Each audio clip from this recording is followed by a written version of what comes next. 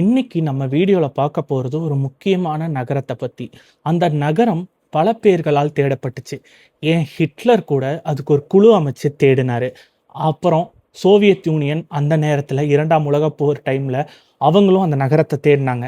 அந்த நகரத்துல அப்படி என்ன ஸ்பெஷல்? அந்த நகரத்தோட பேரு நீங்க எல்லாம் கேள்விப்பட்டிருப்பீங்க. ஷம்பாலா. அதாவது கலியுகம் அழிஞ்சு சத்தியுகம் பிறக்கும்போது கல்கி அவதாரம் 25வது கல்கி அவதாரம் அங்க அந்த கிராமத்துல ஷம்பாலான்னு சொல்ற கிராமத்துல பிறப்பாரு. வெள்ளை குதிரையில தீப்பந்தம் ஏத்திய போல ஒரு வாளோட 1,00,000 வீரர்களோட இந்த பூமியில அநியாயம் நடக்கிறத தடுத்து சத்தியுகத்துக்கு கொண்டு போவாரு.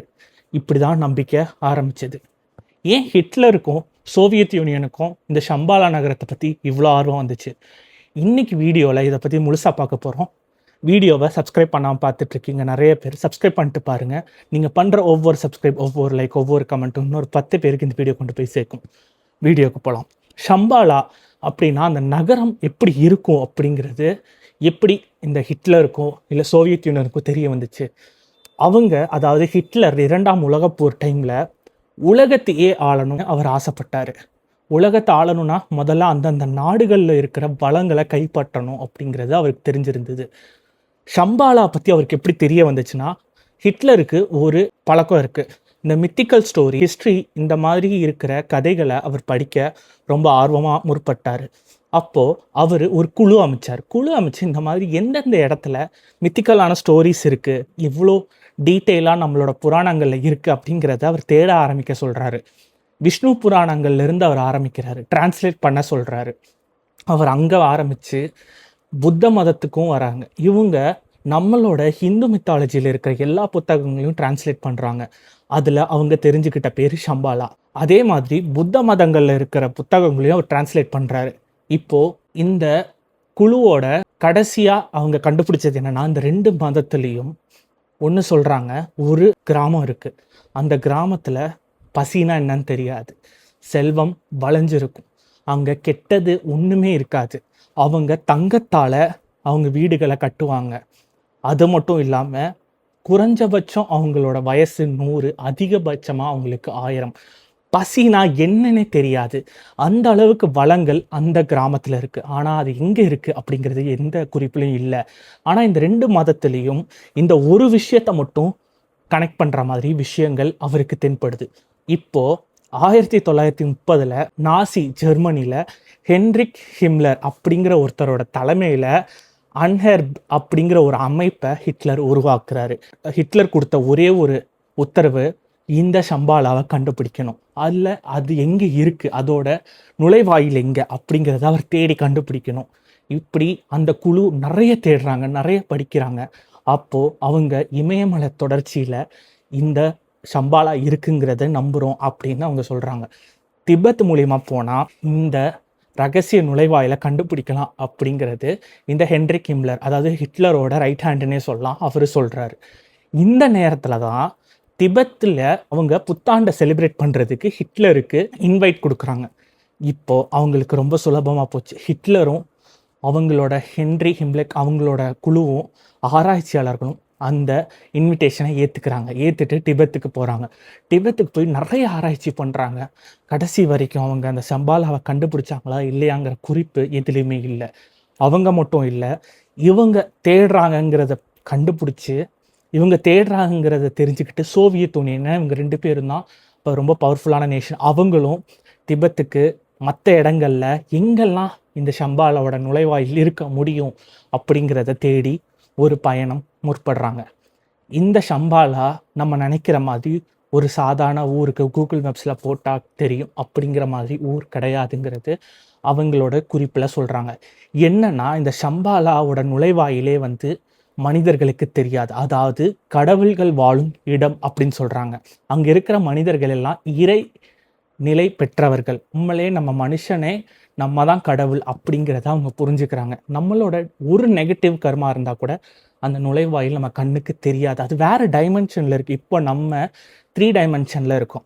அந்த ஷம்பாலாங்கிற ஒரு நகரம் இல்லை ஒரு கிராமம் 4th டைமென்ஷனில் இருக்குது அப்படிங்கிறத நிறைய தியரிஸ் வளம் வந்துட்டுருக்கு.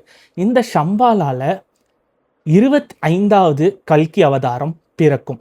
எப்போனா நம்ம நாட்டில், நம்ம உலகத்தில் கொஞ்சம் கூட ஒரு மனிதாபிமானமே இல்லாமல் எல்லாரும் தீயவர்களாக ஆகும் அந்த சமயத்தில் 25வது கல்கி அவதாரம் பிறப்பார். வெள்ளை குதிரையில் வாளேந்தி 1,00,000 போர்ப்படைகளோட வந்து சத்தியுகத்துக்கு இந்த நாட்டை, இந்த உலகத்தை வழி நடத்தி செல்வார் அப்படின்னு சொல்கிறாங்க. இந்த சம்பாலாக்குள்ளே நுழையிறதுக்கு நம்மளுக்கு நிறையா நம்ம கர்மாக்களை கிளென்ஸ் பண்ணணும் அப்படின்னு சொல்கிறாங்க. நிறைய பேர் என்ன ஒரு புதிய பரிமாணத்தை சொல்கிறாங்கன்னா, நிறைய முனிவர்கள், சித்தர்கள் எல்லாருமே தவநிலையிலே ஏன் ரொம்ப வருஷமாக இருக்காங்கன்னா, இந்த சம்பாலா அப்படிங்கிற இந்த நகரத்துக்கு போகணுங்கிறது தான். ஏன்னா அவங்க 7 சக்கராத்தையும், உடம்புல இருக்கிற 7 சக்கராசையும் ஒருநிலைப்படுத்தி அவங்க முழுமையாக கடவுள் நிலையை அடையும் போது மட்டும்தான் அந்த சம்பாலாங்கிற இடம் அவங்களுக்கு திறக்கப்படும். அவங்களால அங்கே போக முடியும். ஹிட்லர், சோவியத் யூனியன் ஏன் இது ரொம்ப ரகசியமாக தேடினாங்க, ஏன் இதில் ரொம்ப ஆர்வமாக இருந்தாங்கன்னா, அங்கே வளங்கள் அவ்வளோ இருக்குது அப்படின்னு ஒரு கூற்று இருந்தனால ஹிட்லருக்கு உலகத்தில் இருக்க எல்லா வளங்களும் வேணும்னு சொல்லிட்டு அங்கேயும் அவர் போகணுன்னு ஆசைப்பட்டார். இப்போ வரைக்கும் நிறைய பேர், பாதி பேர் அதை தேடி போனவங்க திரும்பி வரவே இல்லை.